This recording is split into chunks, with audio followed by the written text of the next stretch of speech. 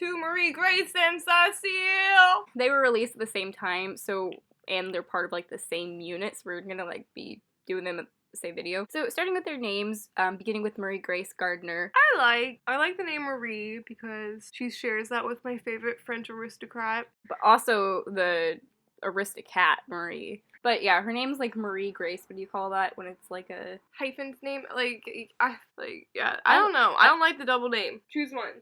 Is it Marie or is it Grace? I recommend not doing Grace because... And then Gardner? Reasons. Like, is she a gardener? Like, I'm gonna give her name, I like a 7. Yeah, it's okay. Then we have Cecile Ray. Now, Cecile is a very solid first name. That is a good name. But then Cecile Ray, that just when you say it like that. That ruins it. Cecile is a very pretty name. I don't know if I'd like the last name Ray with it, but you know what? She's gonna get a 7.5. Sure. Because she doesn't have the grace, like, trying to get all fancy with her names. Yeah, because she knows who she is. She knows she's Cecile Ray. She knows that she doesn't need no double name. Then we're gonna go on to their appearances, starting with Marie Grace again. Marie Grace is a very polarizing doll. You either love this face mold or you hate it, and there's not a lot of in between. But I'm in between. I personally love the Marie Grace mold. I've seen so many pretty, like, custom dolls done, like, from, like, Boy Meets Dolls and stuff, though, and it's just, like, made me completely, like, fall in love with this face mold. But, like, I know a lot of people don't like this. I think it's pretty. I don't think it's ugly. Yeah, I'm just kind of indifferent about her face mold. It's not my favorite face mold that American Girl has, that's for sure. And it's not my least favorite, so I'd give it like a... Well, she has really pretty hair, too. She does have pretty hair. She's got pretty eyes. I'd give her like an 8. 8? Yeah. Then we have Cecile's appearance. You know, Cecile's prettier. I'm sorry. Cecile's gorgeous. Cecile is prettier than Marie Grace, and that's just facts. Her hair, stunning. Her eyes, stunning. Her face mold, stunning. I don't know. She's like a 9 for me, a 9.5. Moving on to the collection. So Marie Grace has a small collection, and then Cecile has a small collection. Then they have a collection that they both share together. But we're going to be starting with Marie Grace's. And then we're gonna, like, go through the items they have together, then Cecile's, then we're gonna score each of theirs individually, and then, like, part of their score is their collection that they share, so, like, but their individual outfits kind of determine who has the better collection. But, yeah, we're gonna start with Marie Grace. Of course, the first thing being Marie Grace's meet outfit. I love her meet outfit. It's gorgeous. I mean, I like Victorian fashion, so, like, Victorian dresses and stuff are just absolutely gorgeous, and, like, this is no exception to that. Then we have her meet accessories, which is, like, this hat and a fan and then a necklace, and this is really cool. It's nice. Okay. Then we have Marie Grace's skirt set, and this was $28. I think that's a really good price, and I think it's really gorgeous. I love the color. She looks good in blue. I think she's more of a blue girl. Like, I don't know why she's always wearing pink. Because her mommy doesn't like her. Her mommy thinks that Marie Grace is prettier than herself, so she puts her in ugly clothes so that mommy can feel better about her own appearance, because she's aging, and she's got wrinkles in weird places, like between her butt crack. And I don't know. She's just kind of alone in life, and she wants love. She wants to find love, and the only way for her to find love is if she makes her daughter look bad, so that when she goes out in town, she'll look better than her daughter, and people around be like, wow, what a pretty mother. Her daughter is so ugly. I want to be her friend. I'm pretty sure her mom's dead. Well, that changes things. Anyways, that's what would happen if her mom was alive. Then we have Marie Grace's nightgown for $24. Hashtag team nightgown all the way. Hashtag live your best life, American Girl. I mean, just American Girl, I know you've been in a naughty corner for a while since the last video, but come on out. It's playtime. I got you a play date with Barbie. Then we have Marie Grace's party outfit for $34. Now, I feel like this is a really iconic piece to Marie Grace and Cecile's, like, look. Yeah, even though it kind of makes her look like a clown. Yeah.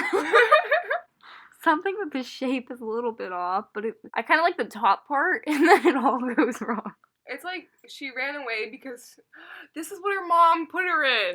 But I love the top part in the bow. Then it just goes down into, like, her mom kept bubble. Once again, past tense. Her mom kept putting her in ugly dresses. Then we have Marie Grace's summer outfit for $36. What in the world? Victorian I'm a boots. cowgirl, baby. But she has like pink Victorian boots, which is kind of like American Girl just wanted to make it pink. So then we have her dog, Argos, and he was $28. He's cute. I like him a lot. I would get him, definitely. Highlight of Marie Grace's collection. So then now we're going to get into the items that they share and then add that to what we see of Marie Grace's collection already, and then we'll give her a score and then go into Cecile's collection and give Cecile a score. So yeah, these were items that were considered to be both of theirs, whether they were started in one and then went to the other, or if they always just stayed like in the space between the two of them. Like, I don't know, it was a weird concept. Anyway, the first thing was the fancy boots for $16. They're gold. Okay. Then we have the fancy dress for $28, and this goes along with the whole Mardi Gras masquerade thing. So like it's got like, you know, but it's pretty. It looks like my Halloween costume when I was 4 years old. Yeah, but I mean, like, it's not. I like it. I like the blues and pinks. It's Looks like I bought it at Party City, and it was after Halloween, so my mommy bought it on sale. Then we have the fancy coat for $24, and this goes over the fancy dress. Same color scheme, so like they're real matching, you know, they got it all together. They got it all worked out. Victorians did not look this stupid. She looks really stupid, like, not gonna lie. She looks stupid. She just looks plain old stupid. So then we have the fairy costume accessories for $20. Mm-hmm. So this goes along with that. This definitely is the highlight of that thing. Without, I suggest just buying that. yeah, this is it. This is the best part. Then we have the crinoline and chemise for $24, and this went along with both of them. This was also in Addie's collection as well, but they had it too. It's very important that you wear your special undies, because special undies give you the special shape that is special to your special era, and if you want to be a special girl, you gotta wear your special undies just right. Then we have the vanity and accessories for $80. Now, this is where, like, they got furniture that they shared, which is kind of weird, because, like, they, like, had the same bed. It's like, what? But anyway, $80 is way too expensive for this. I feel like it should be more like $40. Should not be. Yeah. I like the accessories. Then we have the banquet table and treats for $150, which is ridiculous, but I really like this because it reminds me of Princess and the Frog. I mean, listen, if you put this in your dollhouse, yeah, it's a party in the USA. Feels like a party every day. Hey, Cecile. Hey, Marie Grace. We have the parlor desk and seat for $85. Caroline did it better. Ooh, I just went there. I don't see how this is a desk and a seat. I just went there. I just went there, Becky. Caroline did it better. Caroline's next. Oh, Caroline. She did it better. Oh. Well, she's coming up next, so just... Controversial opinion. I just did it. She can wait her turn. Caroline did it better. Then we have the half canopy bed for $125. My biggest problem with this is, like, it looks like plastic, because it probably not is even plastic. That. Yes, it looks like plastic, but also if you looked at a Victorian's room, do you think they just have, like, a mattress on their ground? Yeah, like, what the heck is up with this thing? That's weird. Are they, like, camping in their own home? Yeah, it's quite weird. This is ridiculous, American Girl. I really expected better from, like, a Victorian bed, but... Especially if I'm paying for $125. American Girl. Like, even... You can go sit in the naughty corner. Like, I don't... Go! Go! Don't just sit here. Go! Go! Are you in the naughty corner? Go. I feel like there should be a full canopy, maybe. I don't know. Then we have the glassware and treats for $68. I just added 10 minutes to your timeout time, American Girl. I've told you this once, and I told you this twice. Ain't no 6-year-old gonna get their mommy to spend $68 on real glass dishes for their 18-inch dollies. But it has beignets. Who cares? They ain't Tiana's beignets, so, like... Yeah, for that... They better be Tiana's. For that, I just raised it to 15. Think about what you've done. I want an essay about what you did wrong. Then we have the courtyard furniture for $90. Okay. Listen, baby, I go to the antique store, I sit my butt down on a patio set, it's $90. For me, a human being. For me, I'm a human. I am a human, and I can sit my butt down on a chair for $90. This is pretty, but it should not be that expensive. The last thing in their shared collection is the Lacy Parasol for $22. Oh, how darling. Okay, so we just showed you all of Marie Grace's collection along with their shared collection. So now we're just going to score Marie Grace's collection, and then we're going to get into Cecile's. I'm pretty disappointed. Marie brought me dishonor. I'm gonna give it like a 4, and I hate to say it. It breaks my heart. Everything was just too expensive, and We'll see if Cecile was not good. Yeah, we'll see if Cecile can save their friendship. Yeah. So moving into Cecile's collection, first we're starting with Cecile's meet outfit. I love her meet outfit. I think controversial, it might be a little bit cuter than Marie's. It definitely is. Yeah, it's definitely cuter. I mean, like, Marie Grace just came into New Orleans, like, thinking that she was, like, a cool kid, but Marie Grace just came into New Orleans thinking she was a cool kid, but, like, Cecile's been here, bro, and, like, she got this all worked out. Okay. Anyway. Then we have her meet accessories. Not a big deal. Yeah, there isn't much to this, but, you know, like, you know. Then we have Cecile's parlor outfit for $28. I feel like this is the counterpart to Marie Grace's ugly Joker clown outfit, and Cecile actually pulls this off. Yeah. This is cute. This looks beautiful on her. So, and the price is really fair, honestly. Like, Marie Grace can look like a clown, and she looks like an angel. Mm-hmm. Cecile the Angel. Then we have Cecile's nightwear for $28 as well. Yeah. So this is like a I don't think anyone would wear this. Yeah, it's like a nightgown with some stuff over it. I honestly think Marie Grace did better with the pajamas, not gonna lie. But I do love the nightgown. Hashtag It's Team Nightgown. I am Team Nightgown, and this is my jingle.